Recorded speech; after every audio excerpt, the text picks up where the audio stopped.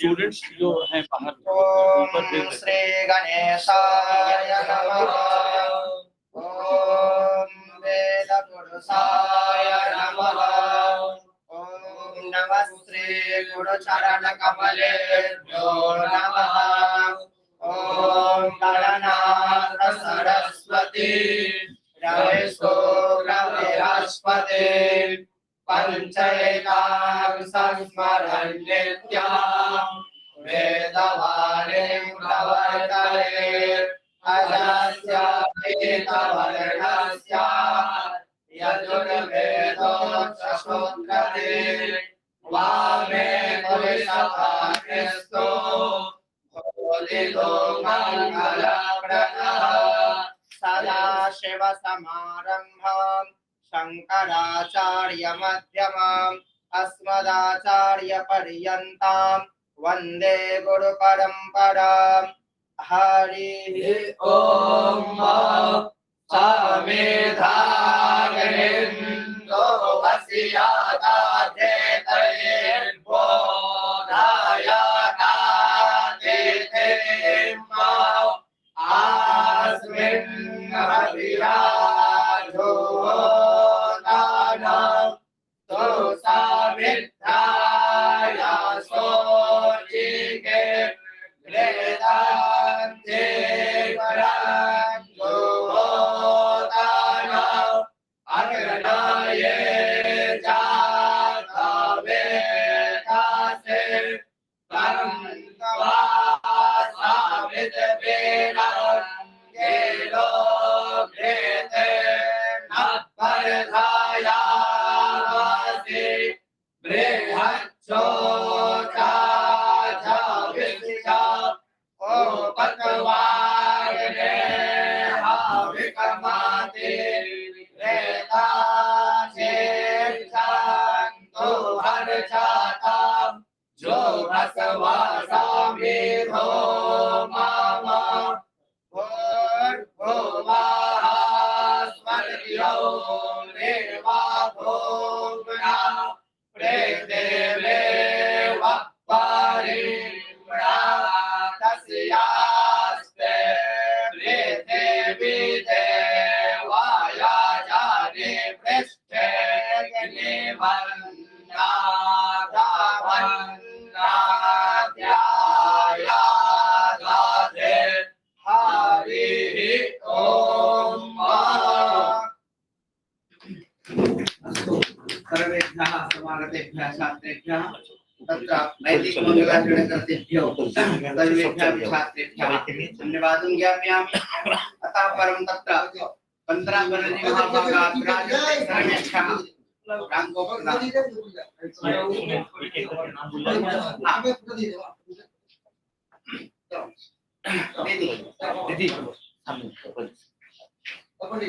इदानीं तत्र ऊपर चले जाओ, सब ऊपर चले जाओ, ऊपर जाओ अबे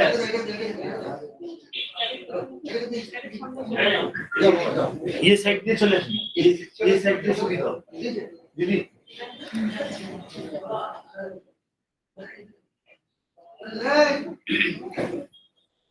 इदानीं समाप्तियात्तानां स्वागतं प्रचलति। दीदी सत्ता अस्माकं प्राचार्यः राजन्ते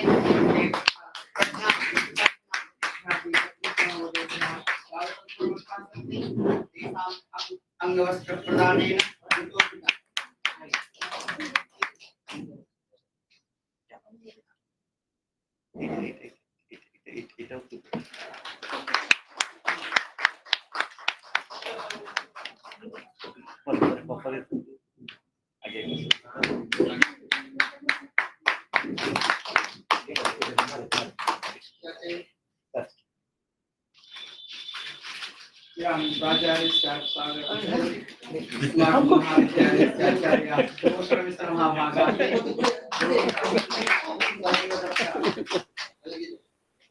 अच्छा लेखनी कार्यक्रम विवरणं तथा संचिका प्रदानं करते।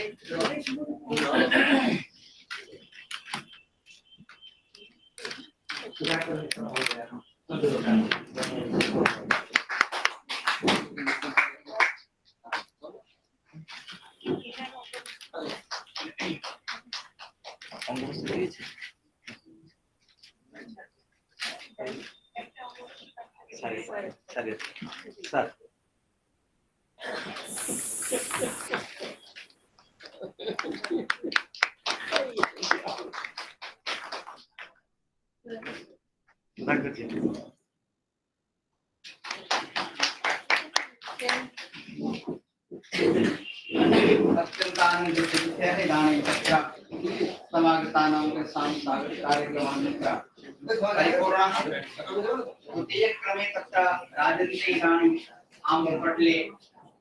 अस्माकं महाविद्यालयस्य प्रबन्धसमितेः आचार्याः प्रोफेसर सीतानाथे महाभागाः तेषाम् आशीर्वचनांसि अपेक्षन्ते।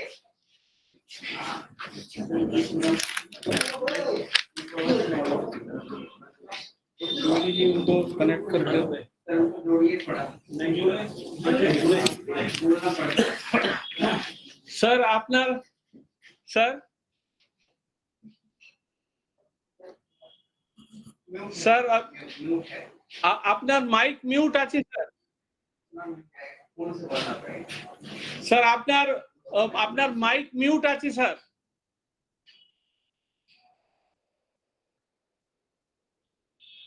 স্যার মাইকটা আপনার মিউট আছে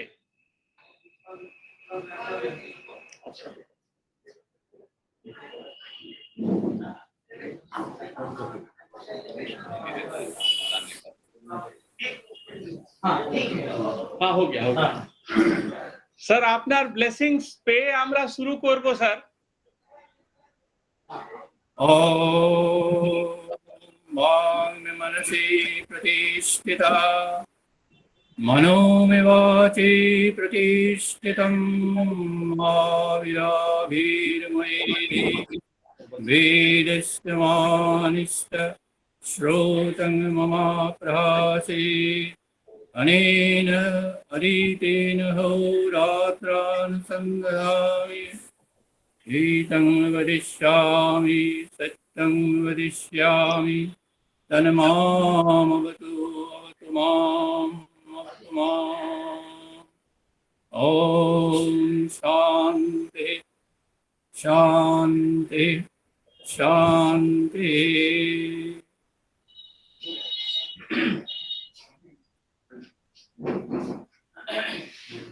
अद्य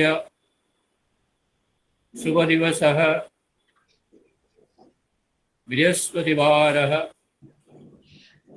गुरुवासर च दशम फाल्गुनतिथि तृतीया दिवसे अत्र समवेतः सर्वे विद्वांसः अत्र श्री शीतनाथ वैदिक आदर्श संस्कृत महाविद्यालयस्य आह्वाने सर्वे विद्वांसः समागतवन्तः।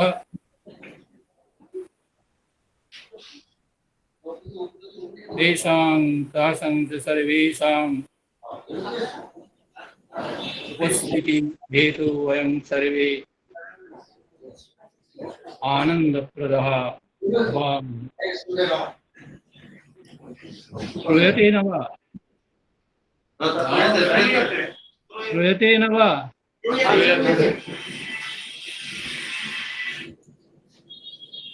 यद्वा तद्वा भवतु। ये खलु अत्र समागतवन्तः विद्वांसः अस्मिन् अनुष्ठाने तेषां सर्वेषाम् उपस्थिति हेतु वयं सर्वे आनंदप्रदः। ज्योतिषः विषये अत्र तेषां प्रकाशः अत्र भवन्ति इति अस्माकम् आशा। अस्य महाविद्यालयस्य सुमेश कुमार मिश्र महोदयः, अपरे सर्वे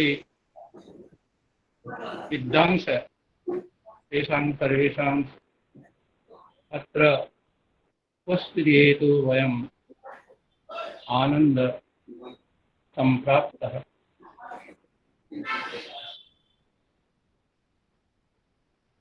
तर्हि अधुना कार्यं भवन्तु इति सम्। ॐ सर्वे सुखिनः सन्तु, सर्वे सन्तु निरामया, सर्वे भद्राणि पश्यन्तु, मा कश्चित् दुःखभाग् भवेत्। ॐ शान्ति शान्ति शान्ति। ॐ तत्सत्। आचार्येभ्यः इदानीं तत्र आशीर्वादानन्तरं विदुषां स्वागतं कर्तुम् अहम् अनुरुन्धे। अस्माकं महाविद्यालयस्य प्राचार्याः, कुशलिनः प्राचार्याः अत्र किमपि ऐतिह्यं श्राव्यमिति अस्य महाविद्यालयस्य स्वप्नद्रष्टा कश्चित्, स्थूलरूपप्रदाता कश्चित्, इतोपि संवाहकः कश्चित्। अद्भुता इयं परम्परा। यथा तत्र वयं शृणुमः कस्यापि शास्त्रस्य आरम्भः ब्रह्म इति आरभ्य भवति, तत्र किमपि शास्त्रं भवतु तथैव अस्यापि महाविद्यालयस्य परिकल्पकः भगवत्स्वरूपः श्री श्री सीतारामदास ओंकारनाथ महाभागाः। ते तत्र स्वप्नं दृष्टवन्तः। इतोपि तेषां परिकल्पना आसीत् न हि केवल भारत राष्ट्रे अपितु संपूर्णे अपि जगति भूमौ वा संस्कृतभाषायाः, संस्कृतशास्त्राणां, संस्कृतशास्त्र उपनिबद्धानां ज्ञानानां च प्रचारः प्रसारः कृतं भवेत् इति तेषां परिकल्पना। तदनन्तरं तादृशः एव स्वप्न प्रकल्पना प्रसूतः कश्चित् अवतारभूतः द्वितीयः पुरुषः अस्माकं सर्वेषां पुरोधारूपेण आगतवान्। स तत्र प्रभावी न आसीत्, तस्य कृते जगति व्यवहारः प्रतापी इति भवति। ते प्रतापिनः आसन्। तादृशः महान् पुरुषः भगवतः कीर्तिस्तु स्वर्गादारभ्य भूतलपर्यन्तं, तदनन्तरम् आदिस्वं तेषां कीर्तिः आसीत्। यथा ते नीतिज्ञाः तथैव शास्त्रज्ञाः तथैव प्रतापिनः सुनामधन्याः प्रोफेसर रमारंजन मुखर्जी महाभागाः। एषां नाम श्रुत्वा एव इदानीमपि जगति यत्र कुत्रापि वयं गच्छामः जनाः तत्र नम्रीभूताः भवन्ति। तदनन्तरं सौभाग्यं भगवतः यादृशी इच्छा भवति तेनैव क्रमेण जनानां तत्र प्रादुर्भावः भवति। तेषां कल्पनाप्रसूतानां पुरोधारूपेण मुखर्जी महाभागाः, तथैव तेषामपि स्थूलभूतदानानन्तरं निर्वाहार्थं भगवतः कृपारूपेण अस्माकं समेषां तथैव योग्यः, तथैव कुशलः, तथैव निष्णातः, तथैव दार्शनिकः आचार्यः अस्माकं समेषां प्राचार्यः डॉक्टर सोमेश कुमार मिश्रः महाभागाः। तेषाम् आचार्याणां यादृशी कल्पना आसीत् तया कल्पनया एव एते आदिनं निर्वहन्तः सन्ति। एतेषां यच्चिन्तनं सत्यं यदि वयं तस्य परिपालनं कुर्मः तर्हि प्राच्य पाश्चात्योः ऐक्यं वयं कर्तुं शक्नुमः, नास्ति तत्र संशयलेशः। तादृशस्य आचार्यस्य कृते प्रार्थना अस्माकं समागतानाम् अतिथीनां स्वागतं भाषणं प्रदाय अनुग्रहणन्तु।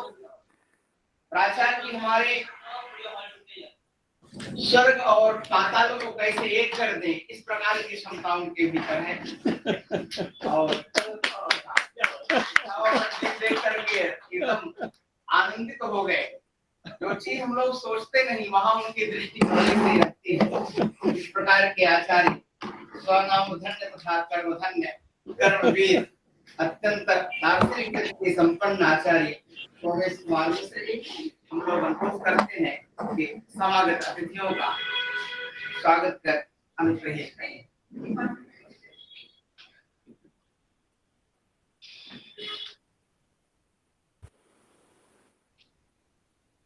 वंदे गुरु परंपरा।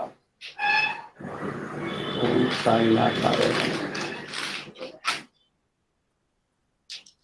By the virtue of responsibility and authority vested in me by my management, my managing committee, as well as Central Sanskrit University, I take this opportunity to welcome you all.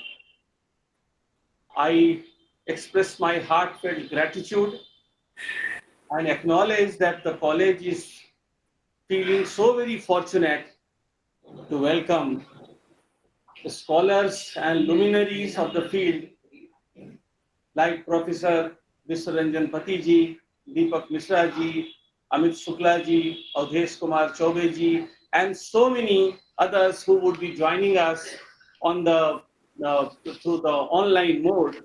And some notable amongst them, we would be happy to hear the keynote address of Professor Chandramouli Upadhyay ji, who would be elaborating the seminar and discussing the fine elements of the seminar in a short while. Professor Bharat Bhushan Mishra ji, we are so very thankful to you that he has given us the little time from whatever he could spare from his busy schedule. We requested him that although he could not make it convenient to come over to Calcutta, but then he was gracious enough to give us the time, and he said that he would be joining us. So he would be there in the inaugural session itself. We are also having Professor Shatrughan Tripathi ji, whom we would meet tomorrow, Professor Vinay Kumar Pandey ji, and Professor Akhleshwar Mishra ji. They would be joining us in the other technical sessions. We are also fortunate that since this is an amalgamated program of astrological medicine, means that we would be dealing with the traditional shastras and how far it can be taken, extended to the modern world, modern society.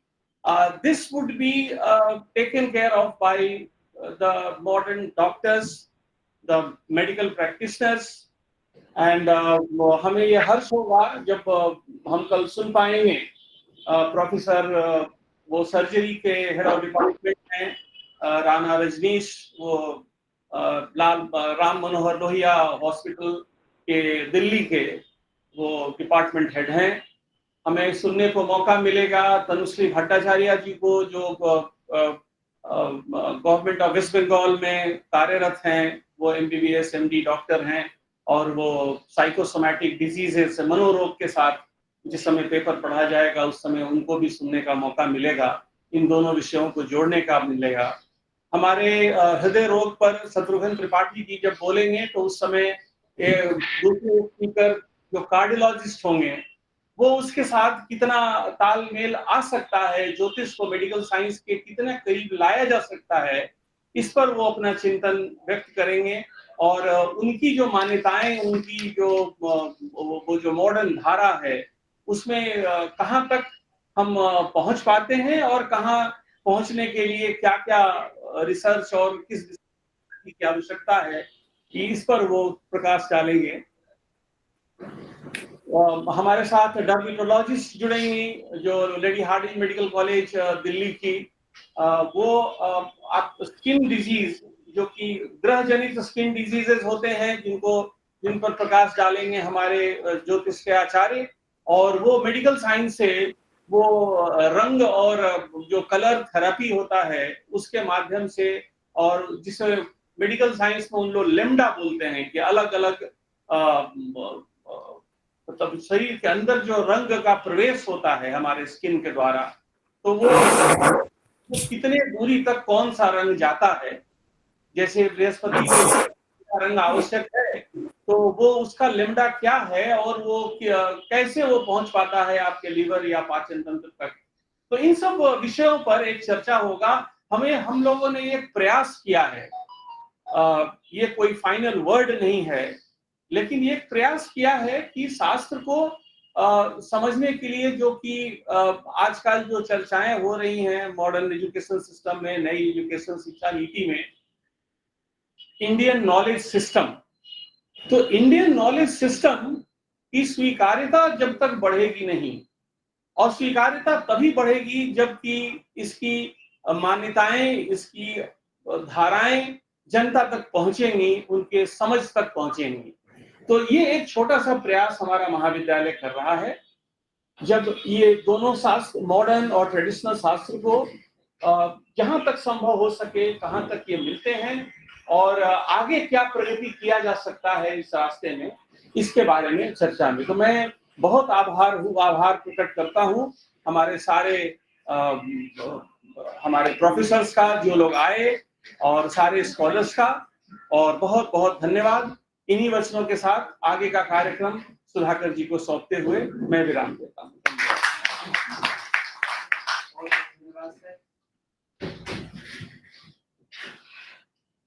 कहीं कहीं पर शब्द धीमे पड़ जाते हैं, भावनाएं इतनी चरमावस्था को प्राप्त होती हैं कि शब्द उसको प्रूफ नहीं कर पाते। हमारे प्राचार्य जी बहुत ही भावना प्रधान करके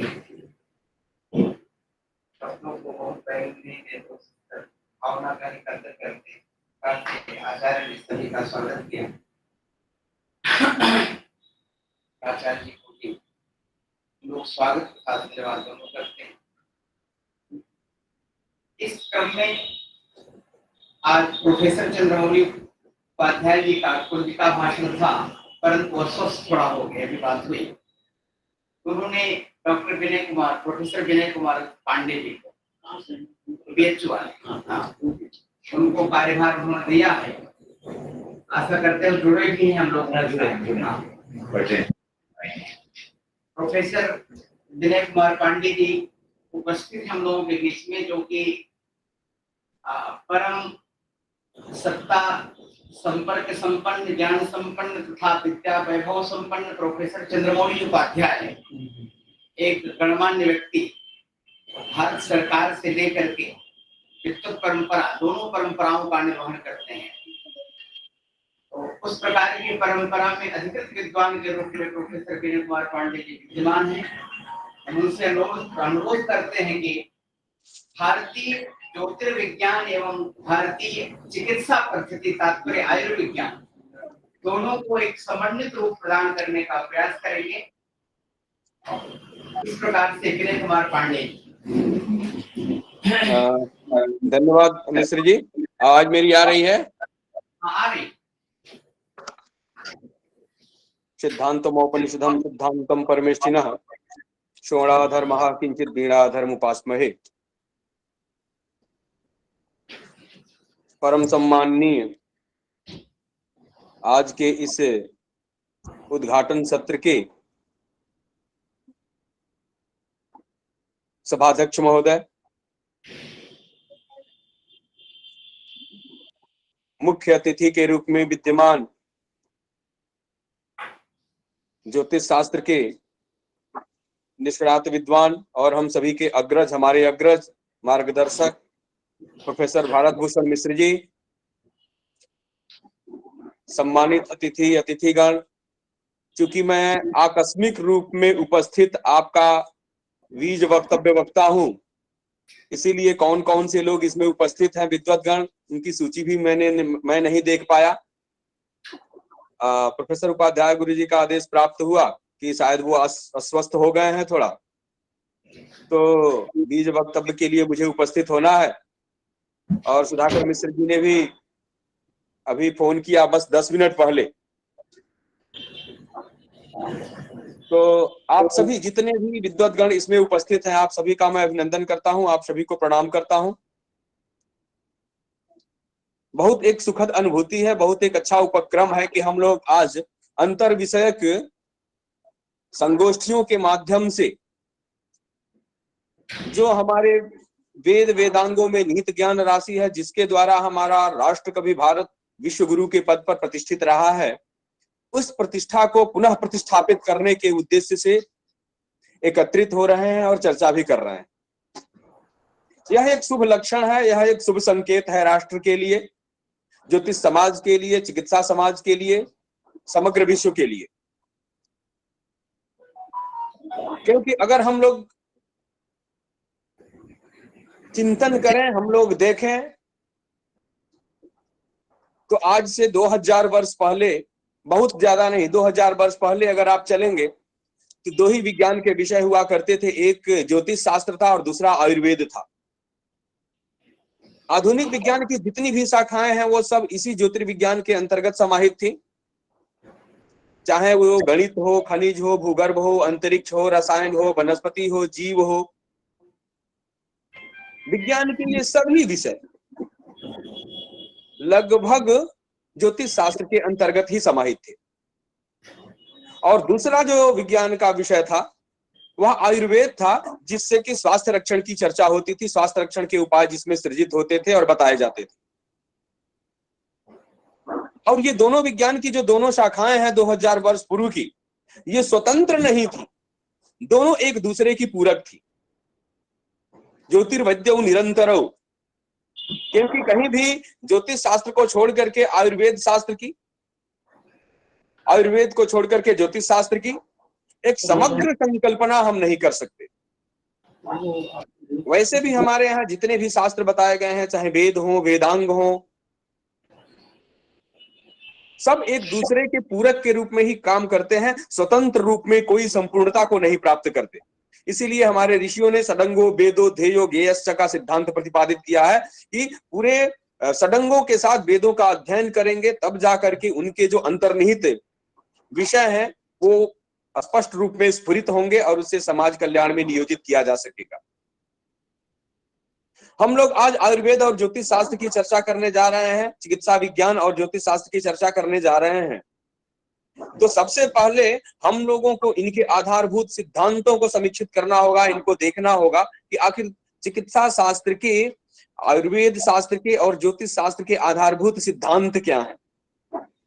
और रोगों का जो भी वर्गीकरण किया गया है या रोगों की जो भी चर्चा प्राप्त होती है हमें, उनके कारण और निवारण के कौन से रूप हमारे सामने दिखते हैं।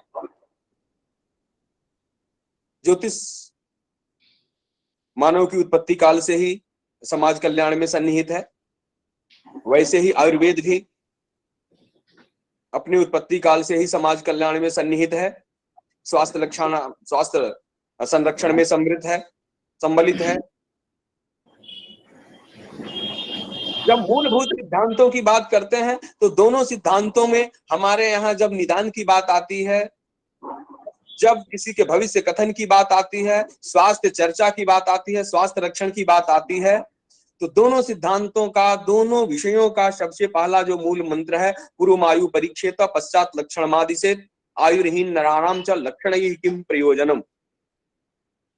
आयुर्वेद शास्त्र भी यही कहता है कि सबसे पहले अगर कोई रोगी आता है आपके पास तो उसके आयु का परीक्षण करिए।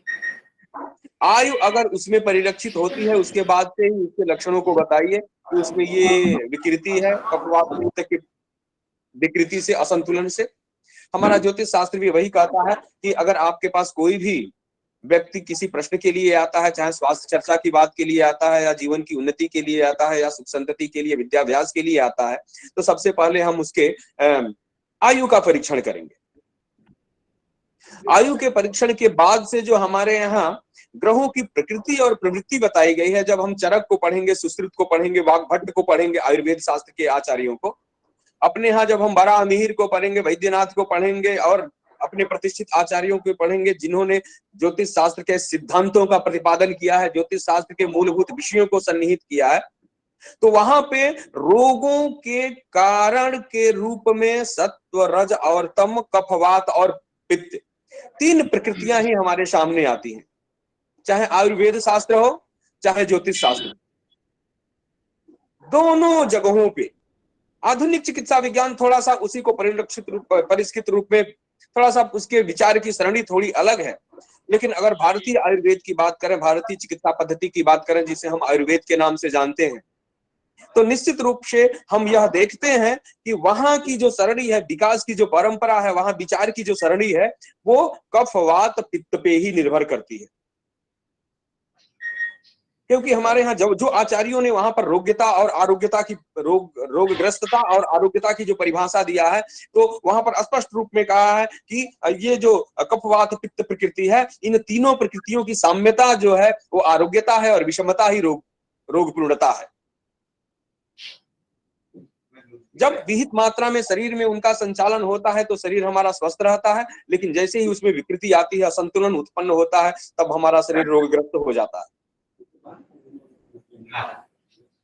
और इतना ही नहीं, हमारे आचार्यों ने, जो हम आयुर्वेद की पहले चर्चा करते हैं, आयुर्वेद के आचार्यों ने जहां कहीं भी चिकित्सा की बात की है, कफवात पित्त प्रकृति की बात की है, गुणों की बात की है, लक्षणों की बात की है, वहां स्पष्ट रूप में चरक ने भी लिखा है, सुश्रुत ने भी लिखा है, वाग्भट्ट ने भी लिखा है कि कालगत वैशिष्ट्यम अन्वीक्ष्यैव चिकित्सा कार्या, कालगत विशेषताओं को ध्यान में रख करके ही किसी भी चिकित्सक को अपनी चिकित्सा आरंभ करनी चाहिए।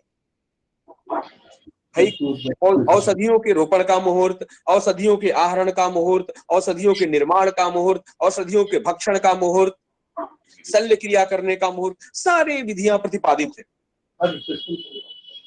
और दुर्भाग्य यही रहा कि हम लोग अपने स्वतंत्र रूप में विकसित होकर के विषयों को जो एक समवेत रूप में एक दूसरे के जो अंतर विषयक संबंधों को स्थापित करते हुए जो अध्ययन की परंपरा थी, वो बाधित होती गई और हम एकांगी बन करके केवल एक विषय में सोचने लगे और अपनी सर्वज्ञता प्रतिपादित करने लगे। यहीं से हमारे ज्योतिष, आयुर्वेद या जो भी हमारे प्राचीन विषय हैं, जो भी हमारी भारतीय विधाएं हैं, भारतीय शास्त्र हैं, उनका क्षरण वहीं से आरंभ होता है, जब हम अपने आप को स्वतंत्र और परिपूर्ण मान करके सभी चर्चाओं को आरंभ करते हैं, जबकि हमारे आचार्यों ने कहीं भी इस तरह की बातें नहीं की। वही उसी क्रम में जब हम अपने ज्योतिष शास्त्र के क्रम में आते हैं, तो जो ग्रह हैं वही रोग के कारक हैं, और सभी कारक का अर्थ यहाँ पर सूचक से समझना चाहिए, क्योंकि हमारे जो ग्रह हैं वह जन्मार्जित कर्मों की भाग्य रूपी परिणति को, जन्मार्जित कर्मों को वर्तमान जीवन में उसके ग्रह राशि भावों के परस्पर संबंधों द्वारा प्रतिपादित करते हैं। और ये जो व्याधियां हैं कर्मजन्य होती हैं, कर्म से ही उत्पन्न होती हैं हमारे यहाँ। इसीलिए हमारे आचार्यों ने कर्मार्जितम पूर्व भवेत् सदादिर यत्तस्य पंक्तिर समभिर्व्यनक्ति ज्योतिष शास्त्र के प्रथम प्रतिपादित विषयों के रूप में ही लिखा है। और हमारी जो व्याधियां होती हैं वो कर्मजन्य होती हैं, और उन कर्मज व्याधियों को ग्रह राशि और भावों के, नक्षत्रों के परस्पर संबंधों के द्वारा ही हम जानते हैं, जिनका योग हम ज्योतिष शास्त्र के ग्रंथों में प्राप्त करते हैं, देखते हैं। आप लारापत भट्टाचार्य को पढ़िए, अभी वही आपके वेस्ट बंगाल के ही थे, इन्होंने भिषक ज्योतिष नाम की इतनी बढ़िया ग्रंथ लिखी है, भिषक ज्योतिष ही लिखा है। गदावली पढ़िए चक्रधर शर्मा की। इसके पहले के आचार्यों को जो भी पढ़ेंगे, जब रोगाध्याय पढ़ते हैं, अरिष्टाध्याय पढ़ते हैं, उसमें रोगों के स्पष्ट वर्णन मिलते हैं, और वहां पर जितने भी आधार हैं वो सब के सब ग्रह योग जनित है। और ग्रह योगों का निर्माण, आप सभी ज्योतिर्विद हैं, आप सभी स्पष्ट रूप से जानते हैं कि उसका जो निर्माण है वह कर्मार्जितों से ही होता है, जन्मार्जित कर्मों से ही होता है। और इसी सिद्धांत को जब आयुर्वेद में लेकर के जाते हैं, तो आयुर्वेद के आचार्य भी कहते हैं कि कर्मणा व्याधिया के दोषजा संति सापरे। ये जो व्याधियां होती हैं हमारे शरीर में, 2 तरह की होती हैं, एक कर्मज व्याधि होती है और एक दोषज व्याधि होती है। दोषज व्याधि वो है जो किसी दोष से उत्पन्न हुई, जैसे कि ठंडी का मौसम है, हमने आइसक्रीम खा ली, इसका आपके पूर्व के कर्मों से कोई संबंध नहीं है, ये दोषज व्याधि है। यानी कि आपने वो कफ उसका सेवन किया, आइसक्रीम का सेवन किया, उसका प्रकोप बढ़ा और आपको कफ हो गया। ये चिरस्थायी नहीं होता, ये लंबे समय तक नहीं होता, इसके लिए बहुत ज्योतिषीय उपचार की जरूरत नहीं पड़ती। ये थोड़े मोड़े औषधीय उपचारों से और ग्रहजन्य औषधीय उपचारों से या सामान्य उपचारों से ठीक हो जाते हैं। जितनी भी दोषज व्याधियां होती हैं जो दोष से उत्पन्न होती हैं, चाहे वो अजीर्णता की, जैसे हमें रोज हम जो संतुलित आहार लेते हैं, शाम को हमने बहुत तला भुना खा लिया, ये दोष उत्पन्न हो गया तो पेट में विकृति आएगी, उदर में विकृति आएगी, उससे विकार उत्पन्न हो जाएगा। तो इस तरह की जितनी भी दोषज व्याधियां हैं, उन दोषज व्याधियों का जो उपशमन होता है वह तात्कालिक चिकित्सा के द्वारा किया जाता है, ग्रहजन्य संयम से किया जाता है, नियमन से किया जाता है। लेकिन जो कर्मज व्याधियां हैं, जिनको आचार्यों ने कर्मणा व्याधियां केति दोषदा संतिसा परे, उन कर्मज व्याधियों का जो शमन है, वहां पर आयुर्वेद के आचार्यों ने भी वही कहा है कि तत् शांति शांति जप व्यपाश्रय इत्यादि नहीं उठ रही है, क्योंकि ग्रह जप मणि मंत्र औषधि तीनों के प्रभावों को लेकर के ही उसकी शांति होती है। उसके लिए कर्म विपाक में पूरा विधान बताया गया है कि आपने कौन सा कर्म किया है तो किस तरह की स्त्री व्याधि आपके जीवन में प्राप्त होगी। बड़ा विलक्षण चिंतन है, बड़ी विलक्षण चिंतन परंपरा है। और जब हम उनको आधुनिक परिभाषा में व्याख्यायित करते हैं, जब ग्रहों की स्थिति के अनुसार व्याख्यायित करते हैं, ग्रहों की प्रकृति और प्रवृत्ति के अनुसार व्याख्यायित करते हैं, तो चीजें स्पष्ट हो जाती हैं बिल्कुल ही हमारे सामने। क्योंकि यत् पिंडे तद् ब्रह्मांडे का जो सिद्धांत हमारे सृष्टि के निर्माण का कारक है, जो हमारे अंदर निहित तत्वों को प्रतिपादित करता है, उन तत्वों के द्वारा जो हमारा निर्मित शरीर और निर्मित ये जो ब्रह्मांड पिंड है, इन पिंडों में समान गुण धर्मिता होने के कारण एक दूसरे से हम आकृष्ट प्रभावित होते रहते हैं। और इसी क्रम में हमारे जितने भी ग्रह हैं वो सभी इन पंचभूतों का प्रतिनिधित्व करते हैं, कफवात पित्त प्रकृतियों का प्रतिनिधित्व करते हैं, सत्वरजतम गुणों का प्रतिनिधित्व करते हैं।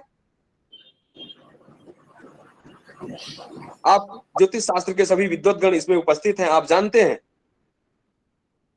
गुरु सप्तम रजस तमांसी तमोर्क सित भौमो, ऐसा करके कि सभी ग्रहों की जो सत्व रजत तम प्रकृति होती है, कफवात पित्त प्रकृति होती है, और जो व्यवस्था है उस व्यवस्था के अंतर्गत जो हमारे ग्रह हैं वो दो तरह के कारक होते हैं, एक बाह्य कारक होते हैं, एक अंतः कारक होते हैं।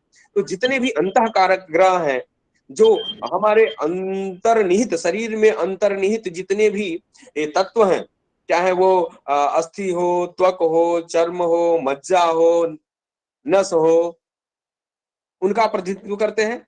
और बाह्य जब बाहर आएंगे तो उनका प्रतिनिधित्व थोड़ा परिवर्तित हो जाता है। जैसा कि हम जानते हैं सूर्य जो है हमारा वो अस्थि तत्व का प्रतिनिधि कारक ग्रह है, चंद्रमा रुधिर का प्रतिनिधि कारक ग्रह है, मंगल मज्जा का प्रतिनिधि कारक ग्रह है, बुध त्वचा का प्रतिनिधि कारक ग्रह है। इसी तरह से क्रम से सभी ग्रहों का प्रतिनिधित्व बताया गया है। और उस ग्रह का आपकी जन्म कुंडली में कमजोर होना यह सूचित करता है कि उस ग्रह के कारण उस ग्रह की जो प्रकृति है वो पंचभूत के जो गुण उसमें विद्यमान होने चाहिए उनकी न्यूनाधिकता है, उनका न्यूनाधिक्य आपके शरीर में है। और उस न्यूनाधिक्य को पूर्ण करने के लिए हम कभी मणि का, कभी मंत्रों का और कभी औषधियों का उपयोग करते हैं। और जब उनमें संतुलन बन जाता है तो फिर हम स्वस्थ हो जाते हैं। तो निश्चित ही हमें इस तरह के उद्यमों को आगे बढ़ाना चाहिए, क्योंकि जो हमारे कर्म हैं वो भी, जैसा आप जानते हैं कि रोग के क्रम में प्रारब्ध, संचित और क्रियमाण के भेद से 3 तरह के हो जाते हैं। और जितने भी ये हमारे प्रारब्ध, संचित और क्रियमाण के भेद से जो हमारे कर्म भेद हैं, इन कर्म भेदों के द्वारा जो उत्पन्न आपके जोग हैं, और जो आपके पूर्व जन्मों से संबंध स्थापित करते हुए कुंडलियों में ग्रह राशि नक्षत्रों के परस्पर संबंधों द्वारा संकेतित होते हैं, दिखते हैं, दिखाई देते हैं, उनका ज्ञान करने के पश्चात फिर हम उसके निदान और उपचार की बात करते हैं। क्योंकि जब हम ज्ञान करते हैं कौन ग्रह किस स्थिति में है, कौन सा योग बना रहा है, इसमें हम थोड़ी सी भूल कभी कभी हम लोग करते हैं। इसमें भूल ये हो जाती है कि हम लोग केवल किसी ग्रहों के सामान्य फलों को लेकर के ही बड़े बड़े रोगों की विवेचना करने लगते हैं, जबकि हम जानते हैं कि सूर्य नीच का होते हुए भी, चंद्रमा नीच का होते हुए भी, चंद्रमा अरिष्ट स्थान में होते हुए भी अगर कोई योग बना रहा होगा तो सामान्य फल चंद्रमा का या सूर्य का निरस्त हो जाएगा। क्योंकि दो तरह के फल होते हैं। हम लोग अधिकतम इस समय वर्तमान स्थिति में ग्रहों के भावजन्य फलों को लेकर के ही, स्थान जन्य फलों को ही लेकर के ही, स्थिति जन्य फलों को लेकर के ही फलादेश में प्रवृत्त है। जबकि जो कर्मज व्याधियां हैं, उन कर्मज व्याधियों के क्रम में ये जो स्थान और भावजन्य फल हैं, ये बहुत महत्वपूर्ण नहीं होते। कर्मज व्याधियों के निर्धारण के क्रम में ग्रह राशि नक्षत्रों और भावों के परस्पर संबंधों द्वारा उत्पन्न होने वाले योग जो होते हैं वो प्रभावित होते हैं, वो प्रभावी होते हैं। क्योंकि बहुत सारे ऐसे योग हैं, उदर रोग के, नेत्र रोग के, हृदय रोग के, अस्थि रोग के, शल्य क्रिया के, मानसिक विकृति के, मानसिक अवसाद के, अनपत्यता के, जिनके योग वर्णित है। और इनको अगर हम सामान्य केवल बृहस्पति अष्टम में विद्यमान है तो पेट का रोग होगा और संतति का अभाव होगा और बच्चेदानी की परेशानी होगी, चाहे शुक्र गड़बड़ है तो वो उसके वीर्य और उसकी परेशानी होगी, इस तरह का फलादेश नहीं किया जा सकता। क्योंकि एक तो सामान्य लक्षण तो प्रतिपादित करता है, लेकिन इतना बड़ा गंभीर अगर रोग आपके जीवन में उपस्थित है तो निश्चित ही आपके कर्मज व्याधियों का प्रभाव है। और कर्मज व्याधियों को ग्रहों के स्थान और भावों में सामान्य स्थिति से आप व्याख्यायित नहीं कर सकते हैं। इनके लिए आपको योगों को देखना होगा, जो हमारे आचार्यों ने अपने यम, जो अष्टांग योगों के द्वारा, यम, नियम, आसन, प्राणायाम, प्रत्याहार, धारणा, ध्यान, समाधि इत्यादि के द्वारा हम इस बाह्य शरीर से अंतः शरीर में प्रविष्ट होकर के ब्रह्मांड के साथ तादात्म्य स्थापित करते हुए और बहुत दिनों तक परीक्षण करते हुए और ग्रंथों में जो लिपिबद्ध किया है हमारे आचार्यों ने, उन आचार्यों की जो ये शाश्वत परंपरा है, जो एक उत्कृष्ट परंपरा है, उस उत्कृष्ट परंपरा के द्वारा जो प्रतिपादित हमारे योग हैं, ग्रह योग हैं, रोगों के, अस्थायी रोगों के, दीर्घकालिक रोगों के क्रम में वही कारगर होते हैं, वही प्रभावी होते हैं। थोड़ा सा लक्षण, थोड़ा सा संकेत हम इन ग्रह स्थितियों के द्वारा जरूर प्राप्त कर सकते हैं, लेकिन एक्यूरेसी उतनी नहीं होगी, उतनी प्रामाणिकता नहीं होगी। अगर पूर्ण प्रामाणिकता में आपको जाना है गंभीर रोगों के परिज्ञान के क्रम में, तो हम लोगों को ग्रह के योगों को देखना होगा। अभी योगों को देखने की परंपरा बहुत कम हो गई है, सिर्फ सामान्य फलादेश ही करने लगे। ये इसकी दृष्टि में है, इसके इस भाव में बैठा है, इसके यहाँ उच्च का है, नीच का है, इस ग्रह से संबंध बना रहा है, इससे कर्मज व्याधियों का बहुत ज्यादा संबंध स्थापित नहीं होता। हाँ, क्योंकि बहुत जगहों पे बहुत ग्रह स्थिति, जिस ग्रह की आप बात करने जा रहे हैं, जिस रोग की बात करने जा रहे हैं, और जिस रोग का कारक जो ग्रह है वो बहुत अच्छी स्थिति में है, मजबूत स्थिति में है, लेकिन एक ग्रह योग जो बन रहा है वो अरिष्टप्रद ग्रह है, उदर रोग का कारक ग्रह है, हृदय रोग का कारक ग्रह है। तो सूर्य और शनि की स्थिति बड़ी अच्छी ऊंची होते हुए भी क्या है, अगर योग बन रहा है तो वो हृदय रोग उत्पन्न कर देगा, नस मंदी विकृति उत्पन्न कर देगा, और आप के फल को नहीं घटा पाएंगे, नहीं देख पाएंगे अपनी कुंडली में।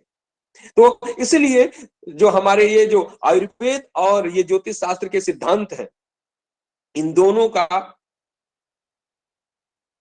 परस्पर तादात्म्य स्थापित करते हुए, संबंध स्थापित करते हुए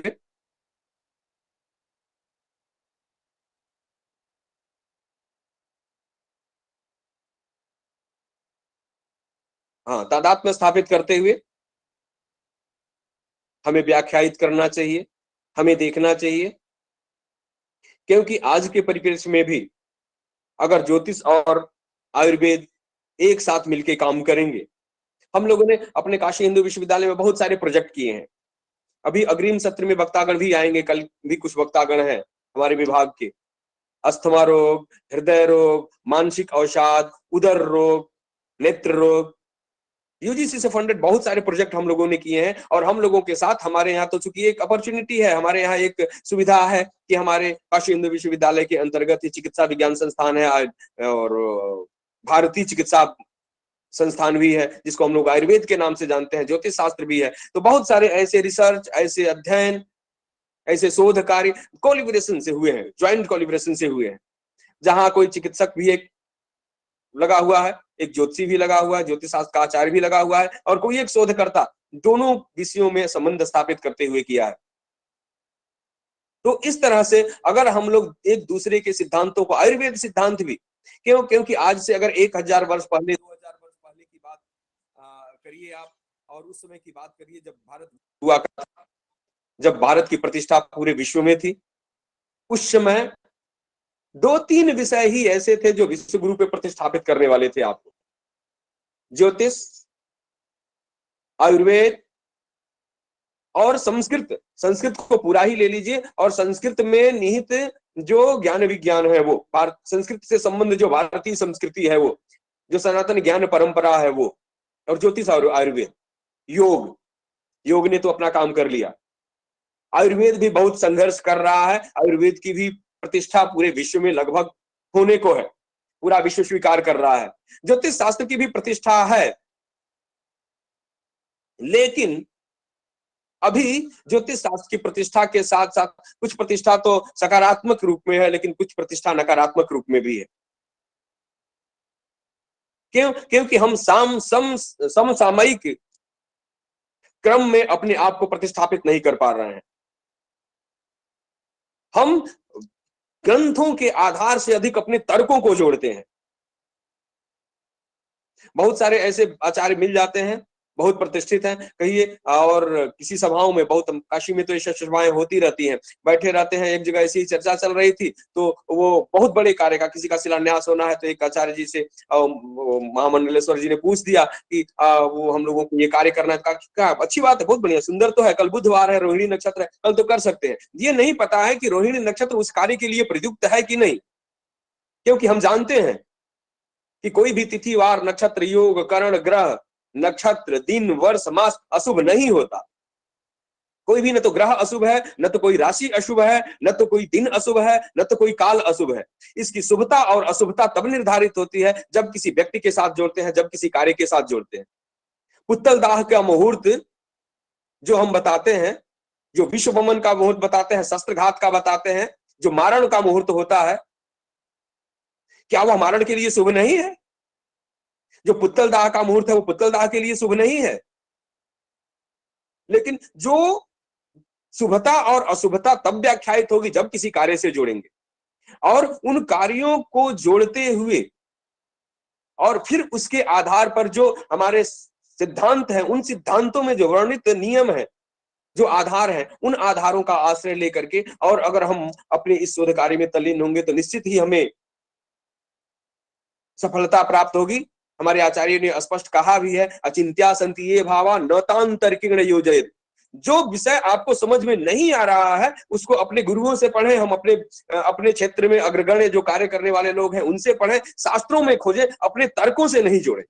और सबसे बड़ी विडंबना हमारी समाज की यही हो गई है, आधा से अधिक ज्योतिष शास्त्र जो है वो तर्कों पे चल रहा है। हालांकि हमारे आचार्यों ने भी प्रत्यक्ष आगम युक्ति सालितम शास्त्रम विहायान्यथा, प्रत्यक्ष आगम और युक्ति प्रमाण की बात कही है, लेकिन युक्ति प्रमाण इन सिद्धांतों में, ये फलित के ग्रंथों में, योगों में नहीं घटित होता। युक्ति प्रमाण जो है वो सिद्धांत का विषय है, वहां दूसरे जगह जोड़ने की बात करते हैं जहां ग्रहों के सिद्धांत स्थापित किए जाते हैं। तो हमें अपने तर्क शक्ति को शास्त्र के आधार पर प्रभावित करना है, शास्त्र के आधार पर जोड़ना है। नहीं तो हम लोग बहुत सारे ऐसे विषयों को अपने तर्क से जोड़ करके और ऐसे प्रतिष्ठापित कर देते हैं जिससे कि हमारे ज्योतिष शास्त्र के अध्ययन और जो प्रवर्तन की जो दिशा है वही परिवर्तित हो जाती है। और जब भी आप मूल को छोड़ करके और किसी चीज की संकल्पना करेंगे तो निश्चित ही वो आधारहीन होकर के और अपने मार्ग को बदल देगी। हमारा समय लगभग लगता है समाप्त ही हो गया। 11:10 से 11:30 तक का समय दिया गया है, कुछ अतिक्रमित ही हो गया। वैसे मैं सकाशात रूप में ही उपस्थित हुआ हूँ आप लोगों के बीच। हमारा सत्र तो शायद 1:15 बजे से कुछ रखा है, 2:15 बजे से लोगों ने, तो उसमें अगर समय उपस्थित होगा तो फिर मैं आप लोगों से कुछ चर्चाएं करूंगा।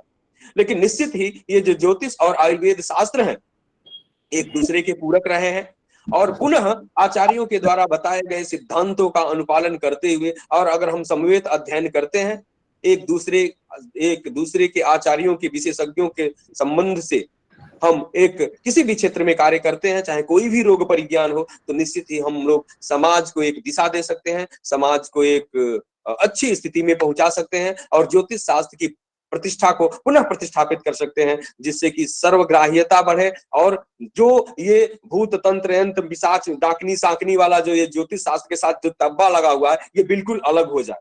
क्यों? क्योंकि ज्योतिष शास्त्र की सबसे बड़ी दुर्भाग्य की बात यही है, ज्योतिष जो हमारे आचार्यों ने, जब बराहमिहिर को आप पढ़िए, उन्होंने स्पष्ट रूप में कहा, कुहका वेश पीतो कर्णोपस्थित भी कृतादेशो न सर्वत्र प्रष्टभ्यो सनदैवविद। जितने भी स्मशान सिद्धि, ब्रह्म ज्ञान, आंख बंद करके देवी का दर्शन, आंख बंद करके देवी उनके ऊपर आ जा रही हैं या कान में हाथ लगा करके ये दे रहे हैं, उनको ज्योतिषी नहीं माना है और वो ज्योतिष शास्त्र की मर्यादा के विपरीत है। इसीलिए हमारे आचार्यों ने कहा कि कृतादेशो न सर्वत्र प्रष्टभ्यो सनदैवविद। वो दैवज्ञ नहीं है, साधक हो सकता है, तो अपनी साधना की आप बात करो, ज्योतिष शास्त्र की बात क्यों करते हो?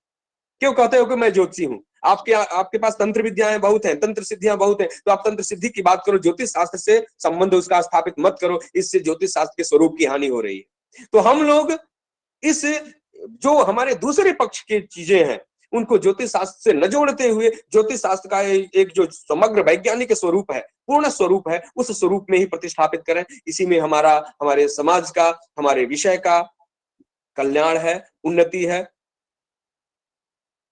इन्हीं सब के साथ मैं आप सभी को प्रणाम करता हूं। हमारे मुख्य अतिथि महोदय प्रोफेसर भारत भूषण मिश्र जी जुड़े हुए हैं, अभी इनका भी उद्बोधन आपको प्राप्त होगा। आपको मैं प्रणाम करता हूं और आप इसके सहित ही आचार्य अध्यक्ष महोदय, अतिथि सम्मानित अतिथिगण, आयोजक गण, सभी को मैं धन्यवाद भी देता हूं, सबको प्रणाम भी करता हूं कि आप लोगों ने बड़ा सुंदर आयोजन किया है। इससे एक नई दिशा प्राप्त होगी और इससे नई दशा बनेगी। और इसी के साथ आप सभी को प्रणाम करते हुए मैं आप सभी को बधाइयां देता हूं, शुभकामनाएं देता हूं और अपनी वाणी को विराम देता हूं। जयतु भारतम, जयतु संस्कृतम, जयतु ज्योतिषम। भाई भारत भूषण जी को कहिए कि उनके लिए देखिए दिल्ली दूरदर्शन आ गया है यहाँ पे। क्या बात है, बहुत सुंदर।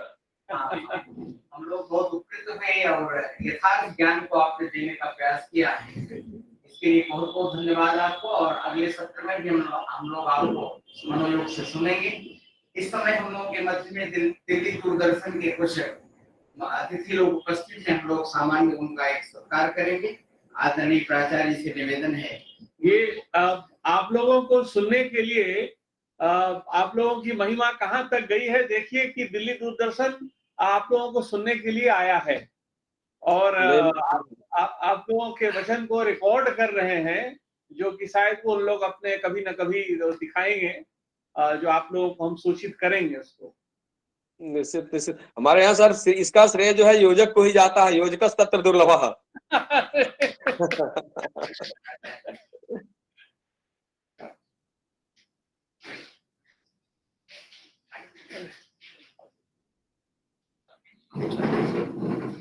ये अतिथि सत्कार है और कुछ नहीं है, ये एक नियम है संस्कृत परंपरा का। इसमें प्रोग्राम वगैरह दिल्ली दूरदर्शन के सदस्यों का इसके माध्यम से यह हमारा सत्र दूर दूर तक प्रसिद्धि प्राप्त करेगा। बहुत ही सुंदर व्याख्यान अभी हम लोगों ने सुना। कुंजी का भाषण, इसका नाम है, सोचते थे वह कुंजी की तरह से सभी के ज्ञान हृदय को उद्घाटन करेगा। इसी क्रम को आगे बढ़ाते हुए हम लोगों के मध्य में उपस्थित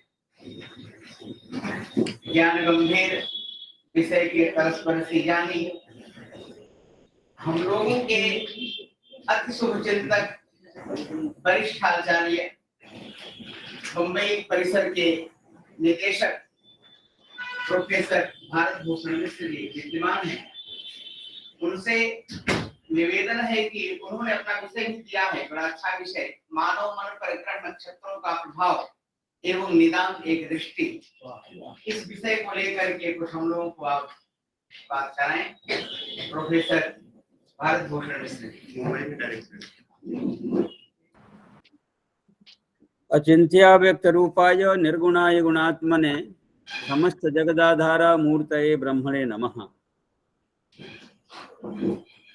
अत्यंत हर्ष का विषय है कि भगवती कालिका के स्थान दक्षिण काली के सानिध्य में यह कार्यक्रम आयोजित हो रहा है। मैं पढ़ा लिखा आदमी नहीं हूं, आप लोग भ्रम में न रहिए। हाँ, जरूर अध्यापक हूं यह कहा जा सकता है।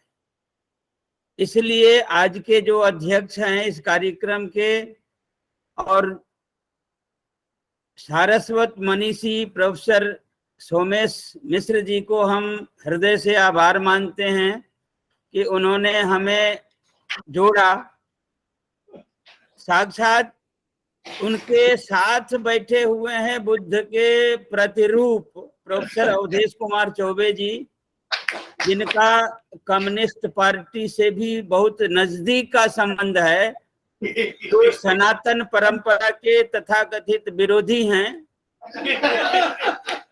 उनका भी हम आभार मानते हैं कि उनका चूंकि प्रत्यक्ष दर्शन हो रहा है। हमारे मित्र प्रोफेसर विश्वरंजन पति जी हैं, उनका भी हम स्वागत सम्मान और आभार मानते हैं कि अच्छा है हम लोगों को अपने मित्रों का दर्शन हो रहा है। प्रोफेसर अमित कुमार शुक्ल जी हैं और भी उस परिसर के सभी आचार्यगण या इस सम्मेलन में जुड़े हुए सभी आचार्यगण, सबका हम हार्दिक स्वागत अभिनंदन करते हैं। साथ ही हमारे मित्र जो काशी हिंदू विश्वविद्यालय के लोग जुड़े हैं, निरंतर अध्यवसाय में जुड़े रहने वाले मनीषी हैं, प्रोफेसर विनय कुमार पांडे जी, प्रोफेसर शत्रुघ्न जी, या सभी उस विभाग के आचार्यगण और इस आयोजन में जुड़े सभी प्रतिभागी छात्र एवं अध्येतागण। मित्रों, यह विषय बहुत ही उपयोगी है समाज के लिए। सबसे बड़ी चीज ये है कि ज्योतिष को, अभी हमारे प्रोफेसर विनय कुमार जी ने बहुत सारी चीजें कही, हम ज्योतिष को ज्योतिष नहीं मान करके आज के समय में ज्योतिष को एक धंधा के रूप में हम स्वीकार करते हैं। और हम स्वीकार इसलिए कर रहे हैं क्योंकि जो पढ़ा लिखा व्यक्ति है वो धंधे में प्रवृत्त नहीं है, जिसको ज्योतिष का ज्ञान नहीं है वह धंधे में प्रवृत्त है। आपको एक छोटा सा उदाहरण कह करके मैं कहता हूं, ज्योतिष की विश्वसनीयता को अगर आपको प्रमाणित करनी है या प्रत्यक्ष देखना है तो एक छोटी सी पुस्तक है चमत्कार चिंतामणि, नारायण दैवज्ञ की लिखी हुई किताब है। वह उसका एक पंक्ति मैं आपको बता करके अपने विषय पर जाऊंगा। कहा कि तनुस्थो रविस्तुंग जष्टिम विधत्ते मनहा संतपे दारदायादि वर्गात। अब यह जो पंक्ति है कि तनुस्थो रवि ही, हमारे यहाँ कुंडली में जो चक्र बनता है तो लोग कहते हैं 12 घर होता है, उसका जो मुख्य बिंदु है वो तनु भाव है। तो कहा कि अगर तनु भाव में सूर्य बैठा है तो क्या क्या फल करेगा। आप प्रत्यक्ष की जिसकी कुंडली सही हो तो इसको जांच सकते हैं, परख सकते हैं कि ज्योतिष की वैज्ञानिकता आज भी उसी तरह से है जैसी पुराने समय में। तो कहा कि तनुस्थो रवि ही, अगर सूर्य लग्न में बैठा है तो उस जातक के लिए क्या प्रभाव होगा। तनुस्थो रवि तुंग जष्टिम विधत्ते, वह लंबा होगा, छोटा 5 फुट से नीचे का नहीं होगा व्यक्ति। मनः संतापेत, उसके मन में संताप रहता है। मनः संतापेत दार दायादि वर्गात, कहा कि वह व्यक्ति जिसके लग्न में सूर्य है वो दार माने दारा कहते हैं स्त्री को, और दायाद कहते हैं पटीदार को। तो वह व्यक्ति अवश्य ही पत्नी और पटीदार से पीड़ित होगा। आप कभी भी इसको परीक्षण कर सकते हैं और कोई भी कर सकता है। जिसको ज्योतिष और सनातन पर विश्वास नहीं है वह भी।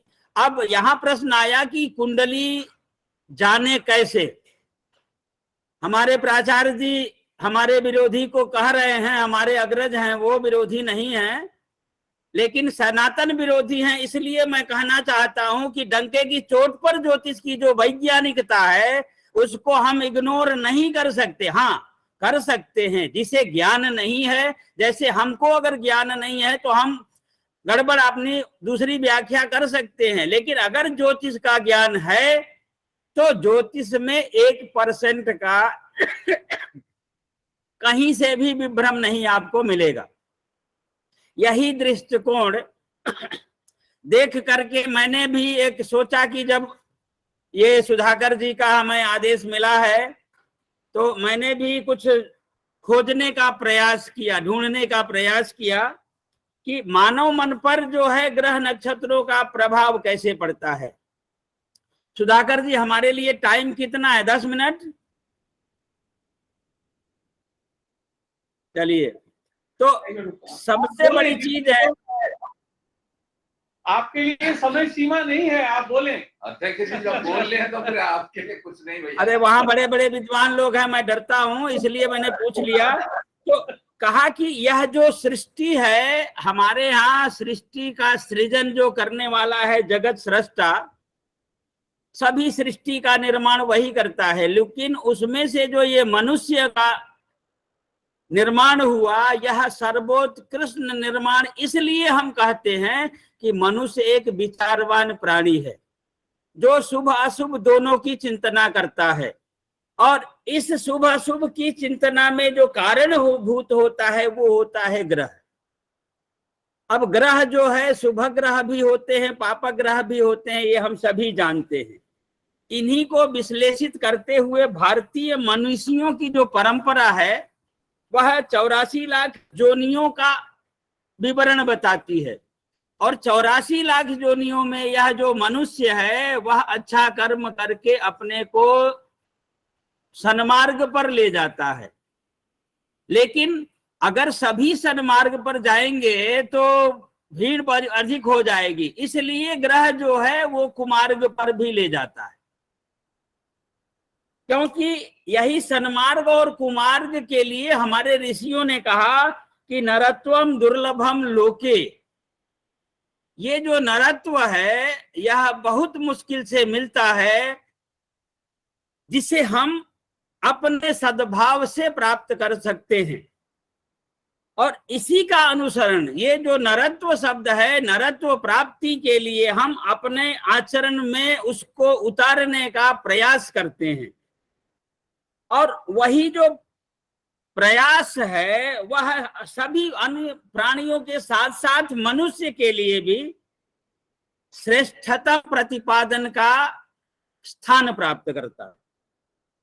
इसीलिए एक उदाहरण मिलता है अध्यात्म रामायण का, सुखस्य दुःखस्य न कोपि दाता परो ददातीति कुबुद्धि रेषा अहम करोमीति वृथाभिमानः स्वकर्म सूत्रैः ग्रथितो हि लोकः। अब हमारे लोग कहते हैं कि ऐसा होता है वैसा होता है, हम करते नहीं, हम निमित्त हैं। तो यह जो निमित्त है, यह निमित्त भी हमारे लिए आगे की दिशा दिखाने का कारक बनता है। क्योंकि यह निमित्त बना कैसे, तो यश निमित्त को प्रतिपादित करने के लिए कर्म बंधन ही एकत्व मनुष्य समाज में अनेकत्व को प्रतिपादित करता है। वह अनेकत्व ही भारतीय मनीषियों के अंतःकरण में दर्शन के प्रादुर्भाव का कारण बनता है। भारतीय दर्शनों में वर्णित जत पिंडे तद ब्रह्मांडे, इस सिद्धांतानुसार ब्रह्मांडीय तत्व मनुष्य शरीर में पाए जाते हैं। हमारे यहाँ भी कहते हैं कि जथा पिंडे तद ब्रह्मांडे। तो इसी कारण ब्रह्मांडीय सूर्य चंद्र आदि ज्योतिष पिंडों को मानव शरीर में स्थापित करके फलादेश करने की विधा प्रतिपादित होती है। हमारे यहाँ कहते हैं कि आत्मा सूर्य आत्मा जगतः, ये सारे जगत की आत्मा सूर्य है। अब यह जो आत्म तत्व का विश्लेषण ग्रहों के आधार पर करते हैं, तो मानव शरीर को समझने में इन वेदांग के अवयवों का समायोजन हमारे लिए महत्वपूर्ण होता है। यह शास्त्र जो है, ज्योतिष शास्त्र, प्राणी मात्र के कृतकर्म को प्रारब्धादि के भेद से उनके जन्मकालीन ग्रह स्थिति के आधार पर विश्लेषित करता है, जिसका वर्णन बराहमिहिर के ग्रंथों में हम प्राप्त कर सकते हैं। यथा यदुपचित मन्य जन्मनि शुभाशुभम तस्य कर्मणः पंक्तिम व्यंजयति शास्त्रमें तत् तमसी द्रव्याणि दीप इव। हम हमारे जीवन में जो कुछ भी शुभाशुभ है वह इस ग्रंथ या इस शास्त्र के आधार पर हम जान सकते हैं। जैसे अंधकार में पड़ा हुआ द्रव्य हम दीपक की सहायता से प्राप्त कर लेते हैं, तो जैसे अंधकार को में पड़े हुए वस्तु का ज्ञान दीपक कराता है, वैसे ही हमारे जन्म में, हमारे जीवन में अर्थात भविष्य के जीवन में और पूर्व के जीवन में होने वाली जो घटनाएं हैं, वह घटनाएं इस शास्त्र के द्वारा हम जान सकते हैं। अर्थात ये जो सृष्टि है, हमारे आचार्यों ने भी यह भी एक उक्ति कही कि यह जो सृष्टि है यह त्रिविध दोष से बनी हुई है, त्रिविध ताप के आधार पर बनी हुई है। और कहा कि इसका जो विश्लेषण है होता कैसे है, तो कहा कि ग्रहाधीनम जगत सर्वम ग्रहाधीना नरावरा काल ज्ञानम ग्रहाधीनम ग्रहा कर्म फल प्रदा। यह जो ग्रह है वह कर्म के फल का प्रदाता भी है। अब कहा कि कर्म के फल को हम अगर विवेचित करते हैं तो 3 भाग इसके होते हैं, संचित, क्रियमाण और प्रारब्ध।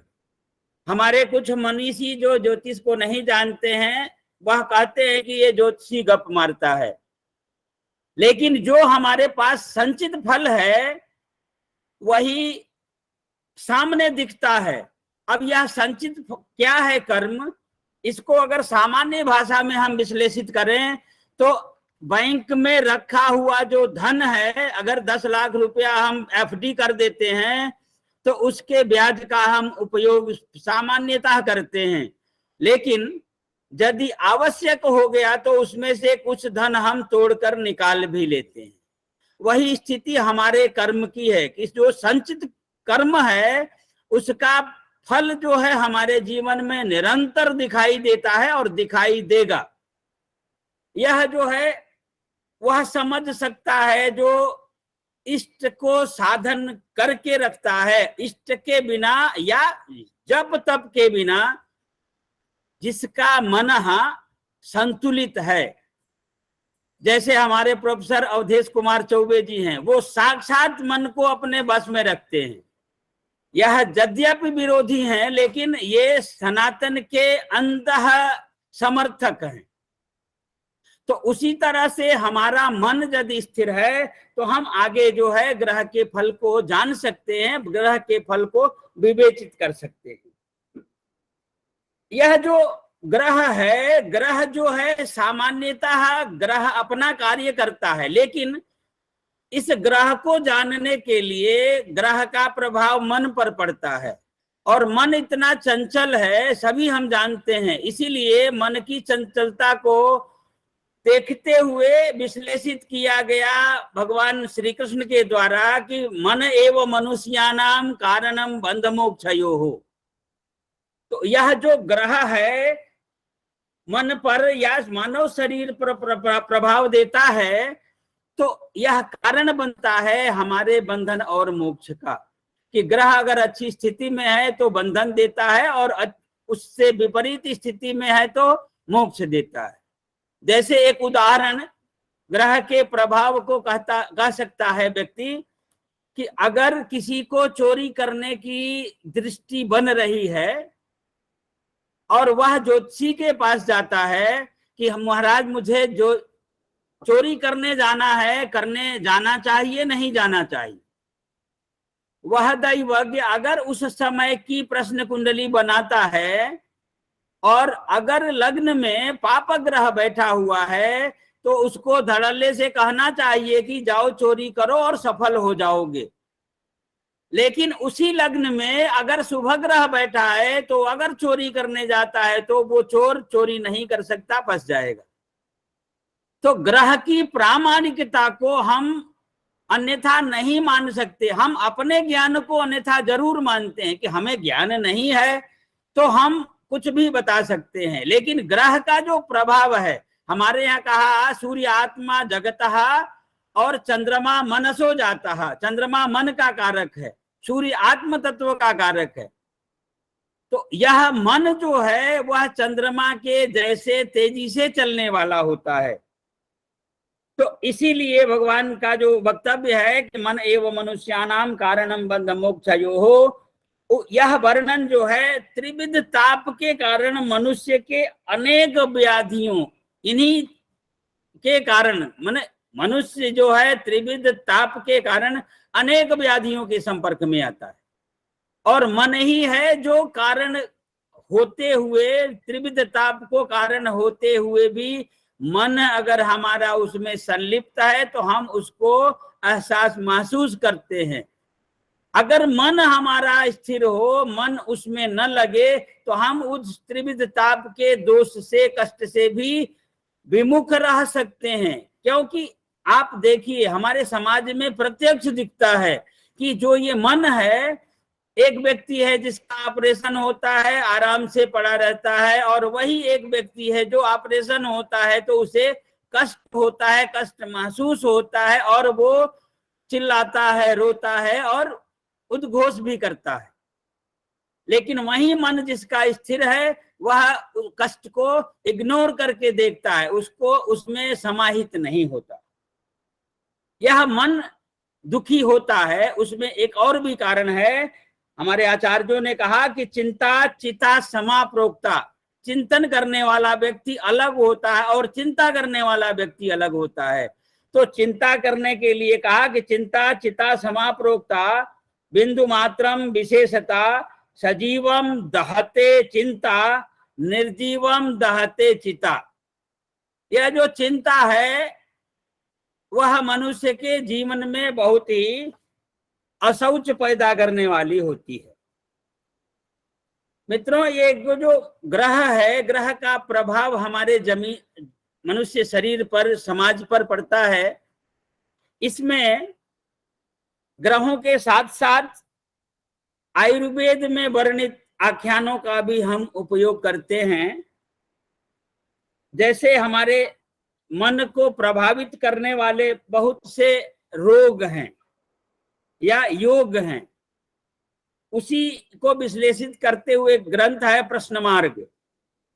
उसका एक प्रकरण है संति प्रकार भेदाश्च रोग भेद निरूपणे ते चाप्यत्र विलिख्यन्ते यथा शास्त्रांतरोदिताः रोगास्तु विविधा गेया निजा गंतु विभेदतः निजा गंतु काश्चापि प्रत्येकम द्विविधा पुनः निजा शरीर चित्तोत्था दृष्टा दृष्ट निमित्तजा तथैवागंतुकाश्चैवं व्याधयः स्युः चतुर्विधा।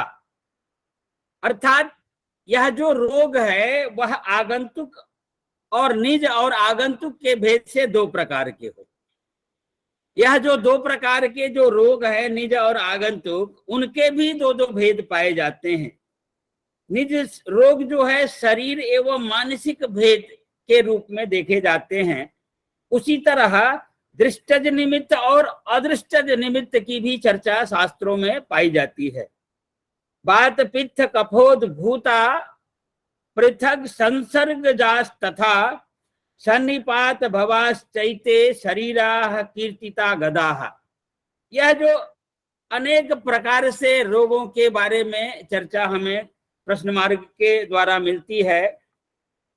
मानसिक रोगों के बारे में एक आचार्य का वक्तव्य है कि क्रोध साध्व शोकादि वेग जातास्तु मानसाः। जिसको अधिक क्रोध होता है उसको अपने जीवन में खुद अनुभव होता है कि उसका मन कभी भी स्थिर नहीं रह पाता।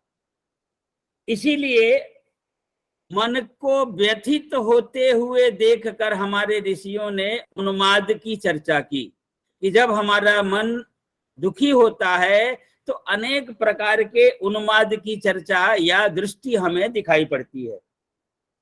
ये खलु पंच उन्मादा, कहा कि 5 प्रकार के उन्माद हैं।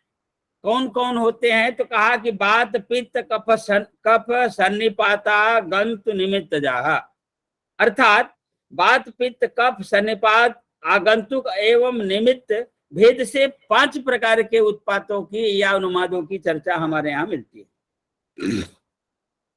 प्रसंगानुसार अगर हम रोगानुशीलन की बात करें तो षष्ठ भाव या षष्ठेश के कारण रोगों का विचार होता है, प्रायः यह दृष्टि है। लेकिन इनका जो संबंध है वह लग्नेश के साथ अगर होगा तो अवश्य ही प्रभावित करता है समाज को और मनुष्य को। रोगानुशीलन के लिए हमारे यहाँ ज्योतिष में बहुत सारे उदाहरण मिलते हैं, लेकिन एक छोटा सा ग्रंथ है जातका अलंकार, जिसको अगर दैवज्ञ ठीक से पढ़े तो बहुत सारे प्रश्नों का समाधान देने वाला वह ग्रंथ है। उसका एक उदाहरण मैं बताना चाहूंगा। देहाधीशः सपापो व्यय रिपु मृतिकश्चेत् तदा देह सौख्यम न, कहा कि न स्यात् जंतुर निजर्क्षे व्यय रिपु मृतिपस् तत्फलस्यैव कर्ता मूर्तौ चेत् क्रूर खेटः तदनु तनुपतिः स्वीय वीर्येण हीनो नानातंकाकुलः स्यात् ब्रजतिः मनुजो व्याधि माधि प्रकोप। कहा कि यह जो श्लोक है कि देहाधीशः, देहाधीश माने लग्नेश। अब एक श्लोक कहा, लेकिन इसका अर्थ जो है 12 भावों में होता है।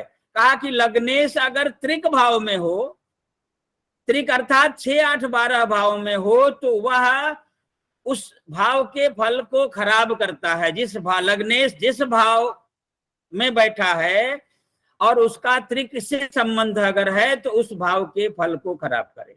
अथवा हम कह सकते हैं कि ये जो 12 भाव के कारक बताए गए हैं या 12 भाव के जो स्वामी बताए गए हैं, यह 12 भाव के स्वामी अगर जिस किसी भी स्थिति में त्रिक में बैठे हों, 6, 8, 12 भाव में बैठे हों, तो वह उस भाव के फल को खराब करेंगे। अर्थात लग्नेश अगर त्रिक में बैठा है तो शरीर में कष्ट होगा, धनेश अगर त्रिक में बैठा है तो धन के लिए समस्या आएगी, तृतीयेश अगर है तो पराक्रम में हानि पहुंचेगी अथवा भाई के लिए कष्टकर होगा, चतुर्थ भाव का अधिपति त्रिक में है तो वाहन से एक्सीडेंट होगा या माता के लिए कष्टकर होगा, मित्रों के लिए भी कष्टकर हो सकता है। उसी प्रकार पंचम का अधिपति त्रिक में हो तो पंचम भाव से संबंधित अर्थात पुत्र से संबंधित, विद्या से संबंधित आदमी को परेशानी होती है। कहने का आशय यह है कि यह जो भावेश है, त्रिक भाव में रहने वाले जो ग्रह हैं, यह उस भाव के फल को खराब करते हैं। लेकिन वहीं क्या कहा कि स्यात् जंतो हो निजर्ग से, अगर वह त्रिक में बैठा हो और अपनी राशि में बैठा है तो उस भाव के फल को खराब नहीं करता, तत्फलस्यैव कर्ता, उसके फल का निर्माण करता है, अर्थात उसके फल के दोष को नष्ट करके उसको समृद्ध बनाता है। एक श्लोक इस ग्रंथ का पूरे जीवन में घटने वाली जो घटनाएं हैं उनको संकेतित करता है। इस प्रकार यह जो त्रिक की व्याख्या हुई, इसके आधार पर हम मनुष्य के जीवन में आने वाली प्रत्येक घटनाओं को या सभी घटनाओं के बारे में हम चिंतना कर सकते हैं। हमारा मन ग्रह के आधार पर प्रभावित करता है, ये सभी हम जानते हैं, और परंपरा हमारी है कि ग्रह को हम निर्देशित करते हैं और ग्रह के आधार पर हमारा मन प्रभावित होता है। सर्वार्थ चिंतामणि में एक उदाहरण मिलता है, कुभोजी भुक्तिनाथे तु संन्यार गुलिकान्विते नीच शत्रु नीत शत्रु यमान साधु शुभ दृष्टि विवर्जिते। कहा कि मानव शरीर मन पर विशेष रूप से दृष्टि रखता है। यह जो मानव शरीर है, इसका जो मन है, इस पर सभी की दृष्टि जाती है, क्योंकि मन से हम अच्छा बुरा दोनों सोचते हैं। मानव मन अत्यंत संवेदनशील भी होता है, इसलिए कहीं भी परेशानी हो सबसे मन प्रभावित होगा, इसको हम सभी जानते हैं और अनुभव भी करते हैं। कहने का अर्थ यह है कि जब हम ज्योतिष के प्रभाव का विवेचन करने के लिए सोचते हैं तो पाते हैं कि द्वितीय के साथ यदि शनि मंगल का योग हो तो नेत्र विकार देने वाला होता है। अब कहा कि द्वितीय भाव के स्वामी के साथ शनि मंगल का योग हो तो नेत्र विकार होता है। और नेत्र विकार ही नहीं होता, नेत्र विकार के साथ साथ अजीर्ण भी होता है। और वह अजीर्ण जो होता है, अजीर्ण रोग के कारण भी हमारा मन प्रभावित होता है, जिससे हम ज्योतिष की सत्यता को प्रमाणित करते हुए समाज को कह सकते हैं कि ज्योतिष में वर्णित जो ग्रह हैं उनका प्रभाव हमारे मन पर पड़ता है और हम उस ग्रह के प्रभाव को समझते हैं और समझ करके उससे दूर होने का या उससे निजात पाने का हम मार्ग भी खोजते हैं। इस अवसर पर आप सभी ने हमको कुछ कहने का अवसर दिया। हम सभी को नमस्कार करते हुए अपनी वाणी को विराम करते हैं। धन्यवाद।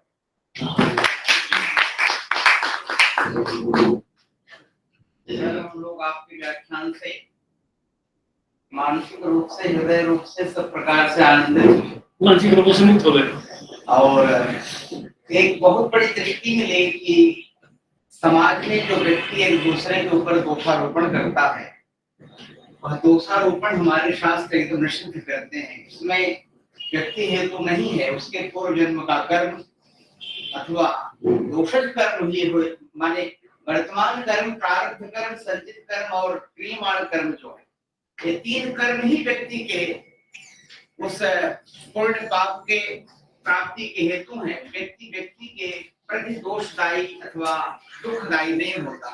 ये बहुत बड़ी दृष्टि आपने प्रदान किया।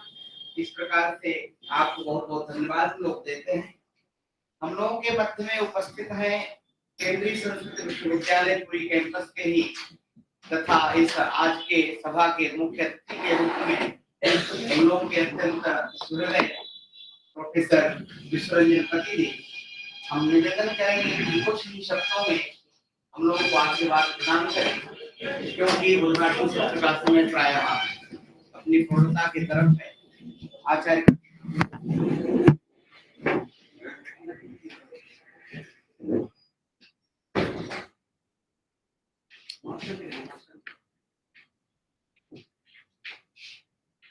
नीलाचल निवासाय नित्याय परमात्मने बलभद्र सुभद्राभ्याम जगन्नाथाय ते नमः। जगन्नाथ नमस्तुभ्यं, जगन्नाथ नमस्तुते, जगन्नाथ नमस्तेषु, जगन्नाथाय ते नमः।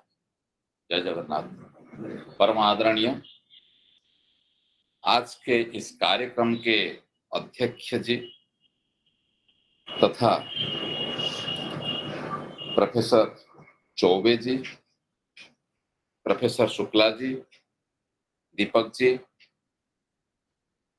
षडंगी जी, शशि जी, सुधाकर जी, बाकी हमारे इस परिसर के मूर्धन्य विद्वानगण तथा कर्मचारीगण, दूरदर्शन के प्रतिनिधिगण, चर्चा जिस विषय को लेकर के हुई है एवं चर्चा जिस विषय को लेकर के होने वाला है बहुत गंभीर विषय है। और मैं सबसे पहले जो इस विषय को चुन करके यहाँ उपस्थापन किए कि इस विषय पर चर्चा होना चाहिए और जन समाज में लोगों के हित के लिए ये प्रचार प्रसार होना चाहिए, ये सबसे पहले धन्यवाद का पात्र जो है मेरे परम आदरणीय अध्यक्ष जी प्रोफेसर सोमेश मिश्र जी। बहुत बढ़िया टॉपिक सर आपने चुना है, और इस विषय पर जो है बनारस हिंदू विश्वविद्यालय के प्रोफेसर विनय पांडे जी ने जो बताया है, तथा बॉम्बे परिसर के senior most professor Bharat Bhushan ji जो प्रतिपादन किए हैं, बहुत आश्चर्यजनक है। और सबसे बड़ी बात है कि जब हम रोग के ऊपर चर्चा करते हैं तो ज्योतिष के चर्चा हुई रोग के बारे में क्या है, आयुर्वेद में क्या है, और मॉडर्न साइंस मेडिकल साइंस में क्या रिलेशन है इसमें, ये जो चर्चा हम कर रहे हैं, सामान्य रूप से अगर देखा जाए तो 3 चीजों को लेकर के हम आगे बढ़ते हैं। 3 चीज क्या है ना, एक है प्रकृति है, एक गुण है, और तीसरा जो है मैं अभी बता रहा हूं आपको, एक तो सत्व रजतम, ये 3 गुण है। प्रकृति है वात पीत कफ प्रकृति है, और जो है पंच महाभूत को लेकर के हमारे शरीर में जो है ये रोग प्रक्रिया चलता रहता है। ये जब बैलेंस में आ जाता है तो हमें कोई भी रोग नहीं होता है। इसमें थोड़ा इम्बालांस होने से जो है रोग हमको पकड़ता है। और जो हमारे पास जो 9 ग्रह है, 12 राशियां हैं और 27 नक्षत्र है, इन सबका आपस में जो है संबंध रहने से, सुसंबंध रहने से व्यक्ति को अच्छा फल मिलता है।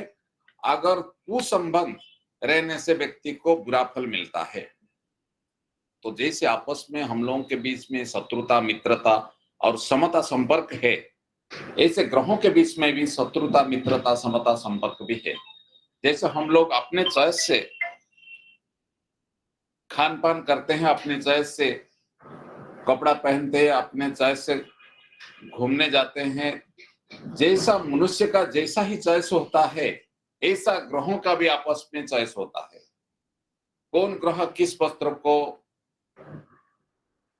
धारण करता है, कौन ग्रह किस चीज को खाना पसंद करता है, कौन ग्रह का गुण क्या है, ये सब चीज को लेकर हम विचार करते हैं, तब वो विचार में निष्कर्ष निकलता है कि इस व्यक्ति को ये बीमारी होना चाहिए। तो काल पुरुष के अंग के बारे में जब हम विचार करते हैं तो मनुष्य का सिर से पैर तक पूरा 12 राशियों को स्थापन कर लेते हैं। 12 राशियों के ऊपर ग्रहों का क्या प्रभाव पड़ता है, और सामान्य रूप से जब हम विचार करते हैं कि मेडिकल साइंस और ज्योतिष में क्या अंतर है, ज्योतिष में जो रोग के बारे में चर्चा की गई और मेडिकल साइंस में जो रोग के बारे में चर्चा की गई, इसमें क्या अंतर है। तो अंतर यही है कि मेडिकल साइंस वाले क्या करते हैं ना, आपका रक्त को परीक्षा करते हैं, आपका शरीर का बहुत प्रकार का परीक्षा निरीक्षा करके जो है अंत में वो निष्कर्ष निकलता है, आपको ये बीमारी है, आप इसके लिए जो है आप मेडिसिन लीजिए। ज्योतिष में क्या होता है ना, हम लोग क्या करते हैं, काल पुरुष के विभिन्न अंगों को देख करके उन अंगों में कौन सा ग्रह का प्रभाव है, वो ग्रहों के ऊपर कौन सा नक्षत्र का ये है, और उसमें कितना शत्रु ग्रहों का दृष्टि है, और ग्रहों का गुण क्या है, उसका प्रकृति क्या है, तो उसी से संबंधित जो है हम बता सकते हैं कि इसको जो है डायबिटीज हो सकता है, इसको कैंसर हो सकता है, इसको फलाना फलाना आदि बहुत प्रकार की बीमारी के बारे में हम डायग्नोसिस करके चिंतन करके उसको बताते हैं और कहते हैं कि इसका उपचार क्या है।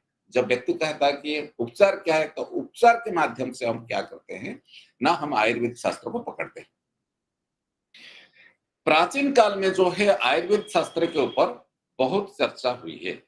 उस समय में मेडिकल साइंस इतना डेवलप नहीं किया था कि उसके बारे में इतना कोई चर्चा भी नहीं हुई थी। जो चर्चा हुई थी, लोग ज्योतिषी के पास जाते थे और ज्योतिषियों का परामर्श लेते थे, और आयुर्वेद का जो है जो जड़ी बूटी इत्यादि उसको लेकर के वो सुस्त हो रहे थे। तो वही जो प्रभाव है ग्रहों का और नक्षत्रों का और राशियों का, जो प्रभाव मानव जीवन के ऊपर पड़ता है, और विशेष करके शरीर के ऊपर पड़ता है।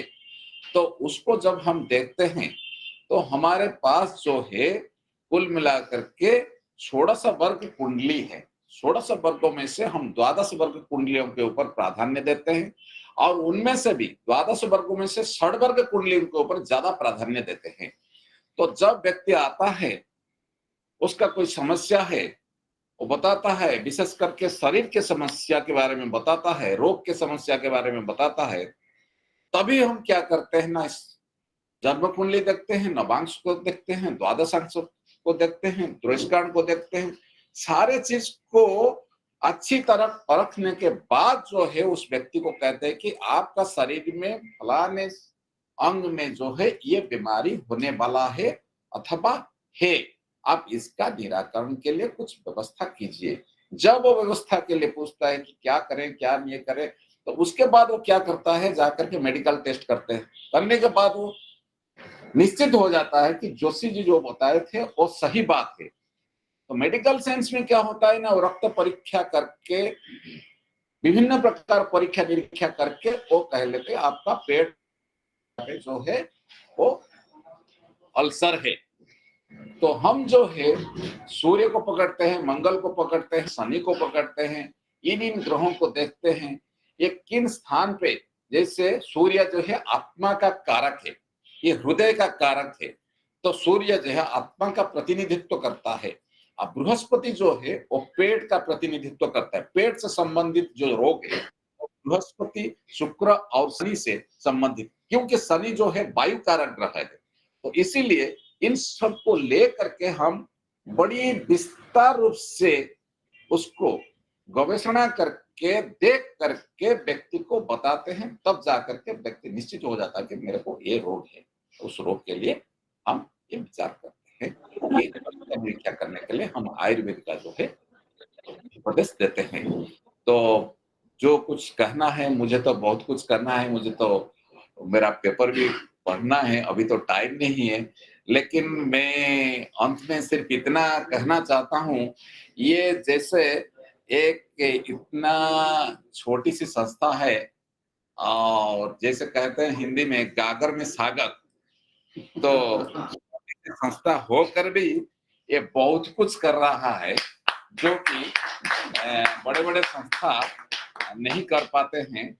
तो इसलिए मैं अंत में परम आदरणीय अध्यक्ष जी प्रोफेसर सोमेश मिश्र जी को धन्यवाद दे करके मेरे वाणी को विराम देता हूँ। जय भारत। सारा श्रेय का अधिकारी नहीं। बहुत बहुत धन्यवाद सर। इस दिनों का समय जो है पूर्ण हो चुका है। इसमें चर्चा सत्र का उद्देश्य कथन का भार हमको दिया गया है। प्रायः चर्चा सत्र के उद्देश्य का कथन आचार्यों के द्वारा हम लोग सुने। इस चर्चा सत्र के उद्देश्य का यथार्थ रूप से देखा जाए तो एक ज्योतिष के प्रति आज के दिन में फैली हुई जो भ्रांति है, उस भ्रांति से निकलने का एक बहुत बड़ा एक साधन होगा चर्चा सत्र। जैसा कि पांडे जी कीर्तन मंत्र इत्यादि के माध्यम को लोग ज्योतिष बोल देते हैं, जो ज्योतिष एकल नहीं, तो लाल कपड़ा बांध करके, बाल बना करके अथवा कुछ सामान्य शस्त्र रख करके कोई व्यक्ति घूम करके कहता है कि मैं ज्योतिष हूँ, इससे शास्त्र की बदनामी होती है और जो परंपरा के संवाद से उनकी भूमिका होती है। इस सब से बचने के लिए भी इस चर्चा सत्र का एक बड़ा अमूल्य योगदान है। और इस प्रकार के कार्यक्रम में इतने बड़े बड़े विद्वानों का समायोग होना तथा आज भारत स्तर में ज्योतिष शास्त्र का किस किस प्रकार का चिंतन कहाँ पे हो रहा है, ये सारी चीजें भी हम लोग के सामने आएंगी। इस चर्चा सत्र का एक भी बहुत बड़ा उद्देश्य है। सबसे महत्वपूर्ण चीज इसमें बहुत सारे डॉक्टर्स भी इन्वॉल्व हैं, वो भी सुनेंगे कि हमारी प्राचीन परंपराएं क्या थी और आधुनिक क्या है। हमने तो थोड़ा सा इसी मध्य में आयुर्वेद शास्त्र का इतिहास और ज्योतिष शास्त्र का इतिहास देखा। हमें तो लगता है कि शब्दावलियां बदली हैं, चीजें वही की वही हैं, हमने जो अनुभव कर पाया। केवल वे शब्द आज हम लोगों को सुनाई नहीं पड़ते जो कि हमारे संस्कृत शास्त्रों में लिपिबद्ध है। उनका एक आंग्ल प्रभाव के कारण उसका टर्म और उच्चारण मात्र बदला है, लेकिन है वही चीज। वो आज का मेडिकल साइंस अगर कुछ बनाता है तो उसमें वो भारतीय पदार्थ विज्ञान को ही भाषांतर करके परोसता है, लेकिन मूल है वही। इस प्रकार से उस मूल तत्व के तरफ भी हम लोग जा पाएंगे।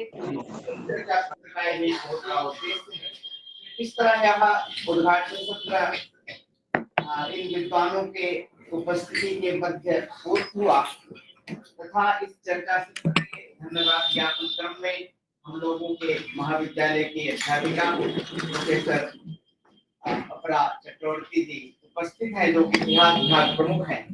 हम निवेदन करते हैं चर्चा सत्र की संपूर्ति आप अपने धन्यवाद ज्ञापन से करें, इसके बाद हम लोगों का प्रारंभ होगा। माननीय very good afternoon to all. Today it gives me immense pleasure to deliver the vote of thanks. First of all, I must say that our chairman, Professor Sitanath Goswami, I must thank him. He always showers us with his blessings. Then I must thank our principal also for his eloquent welcome address. And the keynote address has been delivered by Professor Vinay Kumar Pandey. I also thank him for his illuminating lecture. And he talked mostly about the effects of Jyotisham society and on the human body. I also thank our chief guest, Mr. Ranjit Modi, for his illuminating lecture, and he spoke mainly about the influence of stars on human body. I thank him once again. Our guest in chief, Professor Father Christian Mishra, he gives a deep insight into Jyotish and also its influence in the society.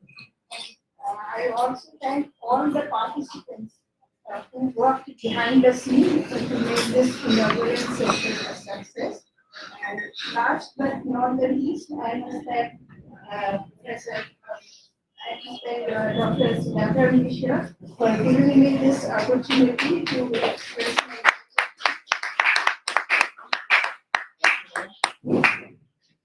बहुत ही सुंदर समायोग, अनेक भाषाएं, अनेक विद्वान हैं। उद्घाटन सत्र पर को प्राप्त हुआ। सामान्य अल्पाहार पुनः प्रथम शैक्षणिक सत्र हम लोगों का प्रारंभ होगा, जिसका नेतृत्व करेंगे ज्योतिष शास्त्र मर्मज्ञ, शास्त्रज्ञ नहीं, उनको हम लोग मर्मज्ञ बोलते हैं, जिनका की उस विषय में अभूतपूर्व प्रवेश है। हमने तो कई स्थलों पर प्रत्यक्ष किया है और सामान्य ज्ञान उनका नहीं है इस विषय में। माने वो व्यक्ति को प्रश्न के पूर्व ही आकृति से ही परिभाषित कर देते हैं कि यह किस प्रश्न को लेके आया है और क्या इसका समाधान होगा। और सबसे महत्वपूर्ण चीज यह है कि इनके समाधान बहुत ही माने उच्च द्रव्य साध्य नहीं होते। जो जिस प्रकार का अभ्यर्थी होता है उस प्रकार का समाधान इनके मुख से किया जाता है। ये सभी की बहुत विशेषताएं हैं। इस सत्र में ज्योतिष शास्त्र के विद्वान प्रोफेसर विश्वरंजन पति जी तथा आधुनिक तथा प्राच्य दोनों शास्त्रों के विशेषज्ञ डॉक्टर दीपक मिश्र जी उपस्थित हैं। ये लोग इसमें अपना पत्र प्रस्तुत करेंगे। इसके लिए चाय पानी के बाद हम लोग शुरू करेंगे।